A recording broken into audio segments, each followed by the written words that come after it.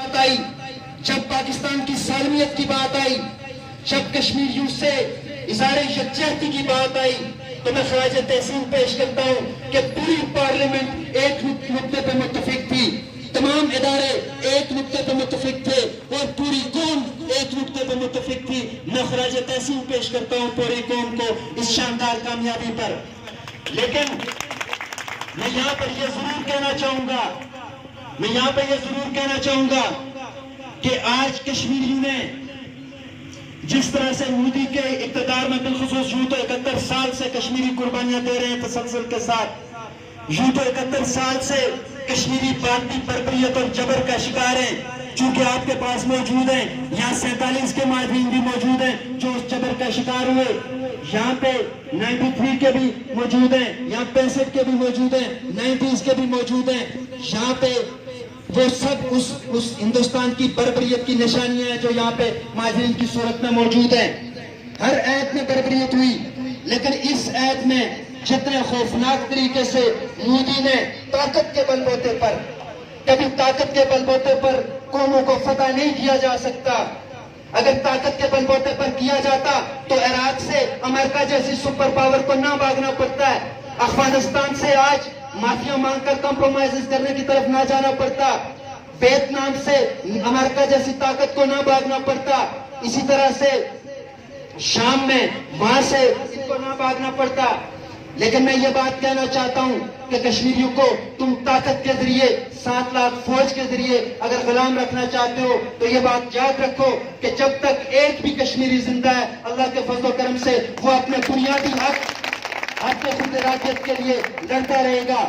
ہم پاکستان زندہ باد اس لیے کہتے ہیں اور اس طرف مقبوضہ کشمیر میں موجود کشمیری پاکستان کا جھنڈا اٹھا کر پاکستان زندہ باد اس لیے کہتے ہیں، وعدہ کیا گیا تھا کہ ہم اپنے خود ارادیت کشمیریوں کو دیں گے۔ اقوام متحدہ کی قراردادیں یہ کہتی ہیں کہ کشمیریوں کو اپنے خود ارادیت دیا جائے، اور ہم جو کشمیری ہیں جن کی ہزاروں سال پرانی تاریخ ہے، ہسٹری ہے، ہم یہ بات کہتے ہیں کہ کشمیریوں کا جو بنیادی حق ہے یہ انہوں نے فیصلہ کرنا ہے کہ وہ کہاں پر اور کس کے ساتھ رہنا چاہتے ہیں۔ اس لیے ہندوستان کو ہم یہ کہنا چاہتے ہیں کہ کشمیریوں کو ان کا بنیادی حق خود ارادیت فی الفور دیا جائے، اور اس کے لیے کشمیری اپنی جدوجہد کریں گے۔ اور ہم جدوجہد صرف میں یہ سمجھتا ہوں کہ اس پار جس طرح سے آج کشمیری نوجوان، کشمیر کی بچیاں، یونیورسٹی، اسکولوں، کالجوں کی جو طالبات ہیں، وہ جس طرح سڑکوں پر نکل کر یہاں پہ اس بربریت کے خلاف آواز اٹھا رہی ہیں، قوموں کی زندگی میں ایسے لمحات آتے ہیں جو بڑے فیصلہ کن لمحات ہوتے ہیں۔ میں یہ سمجھتا ہوں مودی کا یہ جو ایڈونچر ہے اس نے بھی تحریک آزادی کشمیر کو بڑے فیصلہ کن مرحلے میں داخل کر دیا ہے۔ جس طرح سے اس پار میری بہنیں، میرے بھائی نوجوان اپنی جان ہتھیلی پر رکھ کر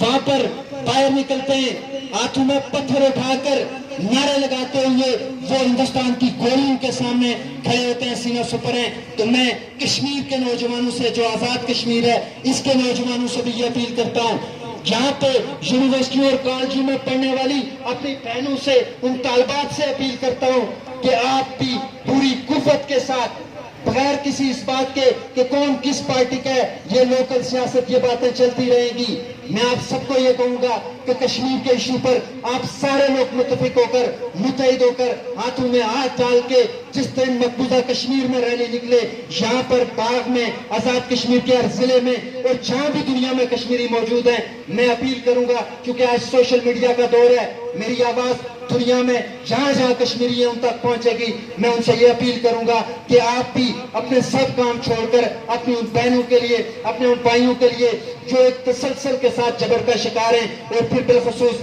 آج جو یہ لائن آف کنٹرول ہے، LFC ہے، اس پہ جو بربریت ہے، یہ گزشتہ دنوں میں بھی 25 سے زائد بے گناہ کشمیریوں کو شہید کر دیا گیا۔ اس بھارتی بربریت کو بے نقاب کرنے کے لیے اور کشمیریوں کے حق میں پوری دنیا میں پرامن احتجاجی ریلیاں کریں۔ ہم امن چاہتے ہیں،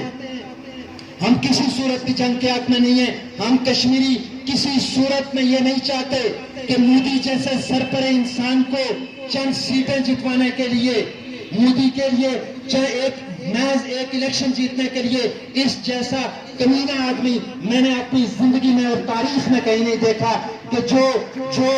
جو اپنی چند سیٹوں کے لیے 1.5 ارب انسانوں کی زندگیاں خطرے میں ڈال دے. اس لیے کہ ہندوستان پاکستان کی جنگ اب کوئی مذاق نہیں ہے. ہندوستان پاکستان کی جنگ کو تم مذاق مت سمجھو. یہ تم 1.5 ارب انسانوں کی زندگیوں کے ساتھ کھیل رہے ہو، اس لیے کہ دونوں طرف ایٹمی قوتیں موجود ہیں. اور ایٹمی جنگ کا مطلب کیا ہوتا ہے؟ ہیروشیما اور ناگاساکی کی تاریخ اٹھا کر دیکھ لو. جاپان میں جب امریکہ نے 1945 میں بم گرائے تھے، اور 1945 کے اور آج 21ویں صدی کے 2019 کے بم میں کیا فرق ہے، یہ مودی جیسے بدبخت کو شاید نہ پتا ہو کہ اس عہد کے بم میں 1945 کا جو وہ ایٹم بم تھا اور آج کا جو ایٹم بم ہے اس میں کتنا فرق ہے، یہ بھی شاید اس کو اندازہ نہیں ہے، یا اندازہ ہے بھی تو وہ ویسے بھی یہ کہتا ہے. آج ہندوستان میں یہ کہتا ہے، عجیب اس نے منطق بنائی ہوئی ہے. وہاں پہ اسی کنہیا کمار کو میں سن رہا تھا، وہ کہتا ہے کہ مودی یہ کہتا ہے کہ آپ مجھے بتائیں کہ میں ہندوستان کا جتنا مخلص ہو سکتا ہوں اتنا کوئی نہیں ہو سکتا. لوگ نے پوچھا کیوں؟ اس نے کہا شادی کی ہوئی ہے، اس کے اوپر سے ہٹیں، اس کے اوپر سے. اس نے کہا کیوں؟ اس نے کہا اس لیے کہ نہ میں نے شادی کی ہوئی ہے نہ میرے بچے ہیں. اس نے کہا اس کا مطلب ہے، اور جو اس پہ اعتراضات کر رہے ہیں، جو اس کے خلاف احتجاج کر رہے ہیں اور اس کے اس جنگی جنون کو نفرت کی نگاہ سے دیکھ رہے ہیں، جو یہ سمجھتے ہیں کہ یہ پوری دنیا کے امن کو برباد کرنا چاہتا ہے، یہ جنوبی ایشیا کے امن کو برباد کرنا چاہتا ہے، یہ برے صغیر میں بسنے والے 1.5 ارب انسانوں کی زندگیوں کو خطرے میں ڈالنا چاہتا ہے. اس لیے ہم جو اس نے کہا کہ میرا تو کوئی بال بچہ نہیں، میری تو بیوی نہیں. تو وہاں پہ وہ جو نوجوان ہے کنہیا کمار، اس نے کہا کہ یعنی اس کے مطابق جو بھی شادی شدہ ہے وہ اینٹی نیشنل ہے، وہ یعنی اپنی قوم کا مخالف ہے. اور جس نے یہ دلیل بن گئی ہے کہ اگر آپ مخلص ہیں اپنی قوم کے ساتھ تو آپ شادی نہیں کریں گے. وہ اس طرح کی بیہودہ باتیں کر رہا ہے اور اس طرح کے ڈرامے کر کے، اور وہ واقعی اس کا آگے پیچھے کوئی نہیں ہے، اور وہ اپنی محض سیاست کے لیے وہ پوری دنیا کے امن کو بالعموم اور جنوبی ایشیا اور برصغیر کے انسانوں کے لیے بے خصوص زہر قاتل ثابت ہو رہا ہے.